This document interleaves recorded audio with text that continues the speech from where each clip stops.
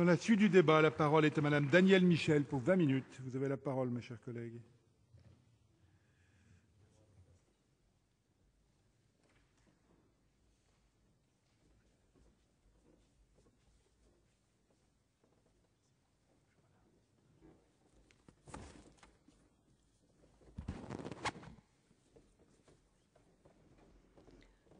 Monsieur le Président, Madame la Ministre, Monsieur le rapporteur, mes chers collègues, en guise de propos liminaires, je tiens à saluer le travail effectué par la commission d'enquête, l'investissement de son président, Monsieur Humbert, l'engagement de son rapporteur, Monsieur Lozach, dont nous connaissons et apprécions l'implication de longue date et l'expertise sur ces questions.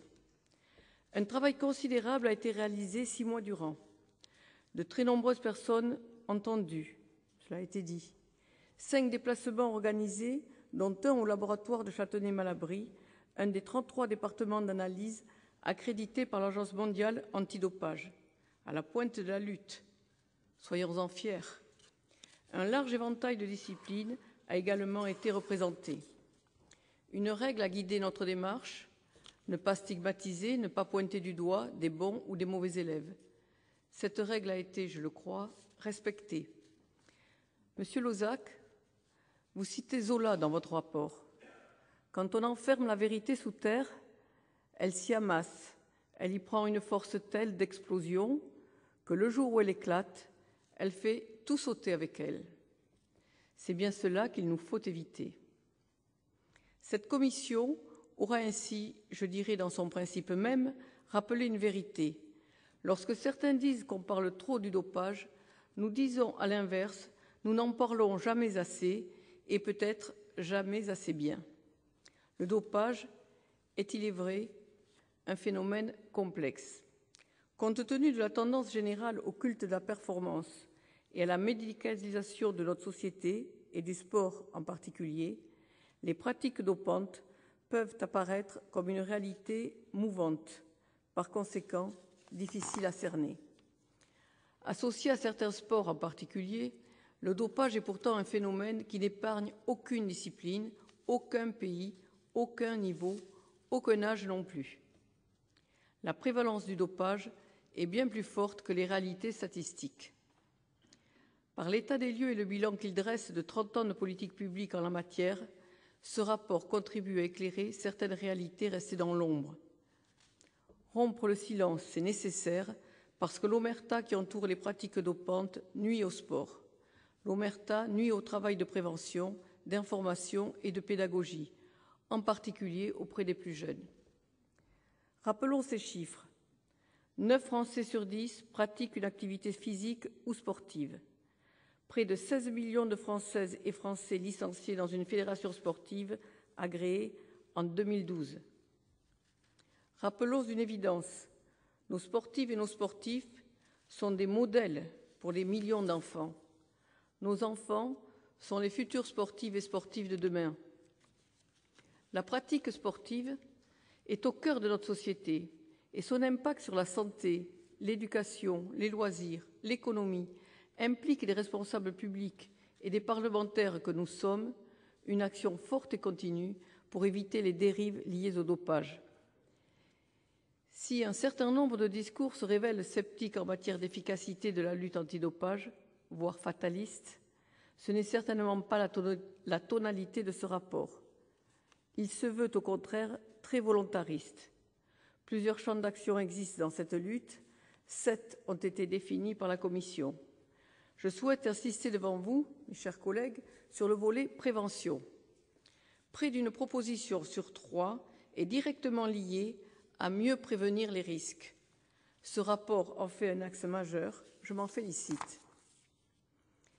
Si la lutte a trop souvent un temps de retard sur le dopage, la prévention s'inscrit dans l'anticipation et les résultats à moyen et long terme. Pour que la prévention soit efficace, il faut, à notre avis, la débuter précocement, puis la poursuivre tout au long de la vie, la traiter de manière globale, c'est-à-dire aussi bien auprès des professionnels que des licenciés et des amateurs. Renforcer la compétence des acteurs et des relais responsables, redynamiser et coordonner les différentes structures compétentes. La jeunesse est évidemment la première cible des messages préventifs. Devant notre commission, Michel Rieux a notamment fait état d'une étude menée au sein du Conseil de prévention et de lutte contre le dopage au sujet du sport scolaire. Près de 10% des jeunes avaient été confrontés à un moment ou à un autre au problème du dopage. Un chiffre pour le moins inquiétant. Si des actions existent en France, de grands progrès sont encore possibles dans la prévention du dopage à l'école, que ce soit dans le temps scolaire ou périscolaire. Compte tenu des nombreuses missions déjà confiées aux enseignants, une action plus ciblée pourrait être entreprise dans le second degré en direction des jeunes les plus intéressés par les activités sportives. Ainsi, des conventions entre l'Agence française de lutte contre le dopage, AFLD, et les associations de sport scolaire du secondaire devraient être mises en place. Par ailleurs, la prévention ne doit pas se limiter aux jeunes, aux licenciés, aux fédérations, mais cibler le grand public, les amateurs, là où ils sont le plus exposés. Jean-Pierre Verdy, directeur du département des contrôles de l'Agence française de lutte contre le dopage, nous a dit ce que Chantal Joanneau vient de rappeler, c'est-à-dire que ce qui se passe chez les amateurs est très grave, les produits utilisés sont les mêmes que chez les professionnels, mais ils le sont de manière anarchique. La prévention des pratiques dopantes chez les non-licenciés doit constituer l'un des axes forts de la politique de lutte contre le dopage, parce que les amateurs échappent de fait aux dispositifs traditionnels, ceux du Code du sport. Le rapport préconise d'inclure dans la stratégie de prévention un programme de contrôle à visée éducative à l'attention des non-licenciés. En effet, selon une source venue témoigner à huis clos, les établissements d'activité physique et sportive, en France, seraient des lieux privilégiés de vente, voire de consommation de produits dopants. Alors que 5 à 6 millions de pratiquants sont recensés dans ces salles, plusieurs propositions les visent directement. La mise en place d'une charte antidopage, de l'adhésion à cette charte, dépendrait l'accès aux établissements. Le lancement de campagnes de sensibilisation spécifiques sur les risques liés à la prise de produits dopants auprès des pratiquants des clubs de remise en forme, de même qu'un dispositif d'alerte s'agissant des ventes de stimulants, d'hormones de croissance ou de stéroïdes anabolisants sur Internet. Pour bien informer les jeunes et tous les publics, il faut renforcer les compétences et la connaissance des acteurs et des relais de prévention, les fédérations, les services déconcentrés, les médecins, les éducateurs, les enseignants également. Auditionnée le 20 mars par notre commission, Marie-Georges Buffet a justement rappelé qu'en plus d'alerter la jeunesse, il était nécessaire d'agir auprès des personnels encadrants. Cela implique le ministère et les fédérations. Leur responsabilité en matière de prévention est inscrite dans le Code du sport depuis les lois de 1999 et 2006. Ces actions, rappelons-le, dépendent largement de la volonté du mouvement sportif de mener ce travail à l'intérieur des fédérations. Saluons au passage le travail remarquable de la Fédération d'athlétisme dirigée par Bernard Amsalem, souhaitant qu'il fasse école. Cela implique également une responsabilité interministérielle puisque les pratiques dopantes ne sont pas l'apanage des licenciés. Parmi les acteurs de premier plan, le rôle des médecins est à souligner, même si ces derniers ont souvent des priorités éloignées de ces problématiques spécifiques. Pour éviter les certificats médicaux de complaisance et combler la méconnaissance des règles antidopage, des substances et des méthodes, il est proposé de développer la sensibilisation aux questions du dopage dans la formation initiale et continue des médecins, notamment celle des généralistes. En outre, il semblerait utile d'interdire aux sportifs de collaborer avec certains médecins ayant participé à des pratiques dopantes. Enfin, pour que cette prévention fonctionne mieux, il est nécessaire de la redynamiser et de mieux coordonner les structures existantes. La première structure à étoffer est l'Agence française de lutte contre le dopage. Son rôle doit être considérablement renforcé, et ce pour au moins 3 raisons. D'abord, pour favoriser une plus grande cohérence avec les contrôles qui peuvent revêtir à de nombreux égards une dimension préventive. pour donner une meilleure lisibilité et visibilité des actions de prévention vis-à-vis des sportifs et du grand public. Enfin, pour développer les relations, la connaissance réciproque et les partenariats entre les fédérations sportives et la FLD.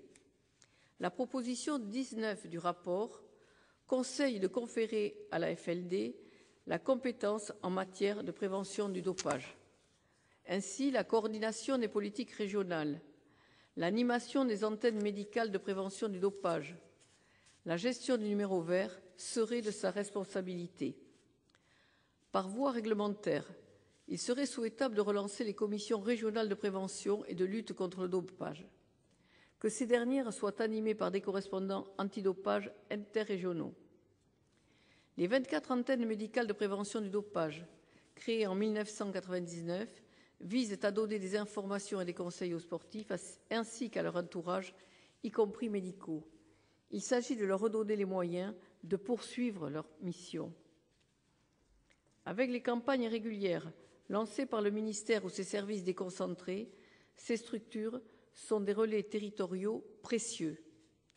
D'autres mesures vont dans ce sens. L'animation des antennes médicales de prévention du dopage, qui pourrait être de nouveau confiée à la FLD, garantissant ainsi un pilotage national. Le monopole des AMPD, antennes médicales de prévention du dopage, en matière d'attestation avant remise de licence pour les sportifs sanctionnés pourrait être rétabli. La rationalisation de la carte des AMPD et l'assouplissement de leur cadre d'implantation pour une meilleure lisibilité. En cohérence avec cela, pourquoi ne pas alors, comme un symbole fort, renommer la FLD, Agence française de lutte contre le dopage, l'Agence de prévention et de lutte contre le dopage, APLD. Au final, toutes ces mesures tendent à rendre la place de la FLD prépondérante dans la prévention de la lutte antidopage, en la chargeant aussi de la coordination des politiques régionales. En effet, il s'avère important de redynamiser les 3 principales structures permanentes en charge de la prévention, à savoir les commissions régionales de prévention et de lutte contre le dopage, les antennes médicales de prévention et le numéro écoute dopage. Dans le schéma ainsi proposé, le ministère conserverait l'action internationale en faveur de la lutte antidopage et le volet prévention lié à l'exercice de sa tutelle sur les fédérations. Rappelons que cette mission essentielle de prévention subit les contraintes imposées par le modèle économique du sport et une économie du spectacle qui impose un rythme de compétition toujours plus soutenu. Il est vrai que les calendriers sportifs des ligues et des fédérations deviennent démentiels. Le ministère est déjà destinataire des calendriers. La Commission pense qu'il doit pouvoir s'opposer à ce qui serait abusif sur la base des risques pesant sur la santé des sportifs. Cette pression amène parfois à la prise de substances interdites, plus encore à certains moments clés de la saison ou d'une carrière. Cette pression éloigne aussi les professionnels d'un accompagnement efficace pour prévenir des risques qu'ils prennent pour la santé. Les premiers auxiliaires de l'État dans sa politique de prévention du dopage sont bien entendu les fédérations. Le sportif qui prend une licence dans une fédération accepte un certain nombre de règles auxquelles il se soumet lorsqu'il pratique son sport et qu'il participe à une manifestation sportive. Toutefois, pour conserver leur réputation et leur attractivité, notamment auprès du grand public, il est essentiel pour les fédérations que leur sport soit assimilé à la protection de la santé, message incompatible avec le dopage. D'où l'omerta qui peut régner sur ce sujet, d'où la nécessité de l'intervention de la puissance publique face à des fédérations hésitantes. De nombreuses personnes auditionnées par la Commission ont évoqué la prévention comme outil essentiel de la lutte contre le dopage.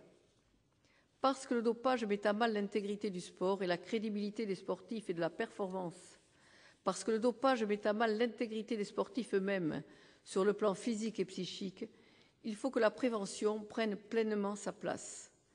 Les messages traditionnels et moralisateurs, tout comme l'illustration des dangers sanitaires à long terme, à 20 ans on est éternel, ne sont plus efficaces.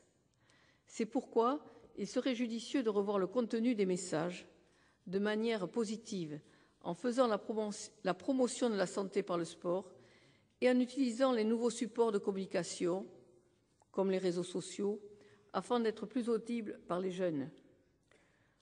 Pour que la prévention fonctionne, il faut lui donner un souffle nouveau, la redynamiser en lui donnant des moyens et en coordonnant les structures existantes. À ce prix, les sportifs de haut niveau, tout comme les amateurs, seront accompagnés sur le long terme. Si les actions de prévention nous semblent importantes, c'est parce que nous croyons à l'éducation et au slogan « Le sport, c'est la santé ». Nous savons bien qu'elle ne suffirait pas pour éradiquer le dopage, car sans dispositif de contrôle et de sanction, la lutte serait vaine. Et c'est bien l'addition de toutes les mises en œuvre des préconisations de ce rapport, reprises, nous l'espérons, dans la prochaine loi cadre sur le sport, qui rendront la lutte contre le dopage efficace. Nous attendons cette loi, Madame la Ministre. Sportez-vous bien. Merci de m'avoir écouté. Merci, ma chère collègue.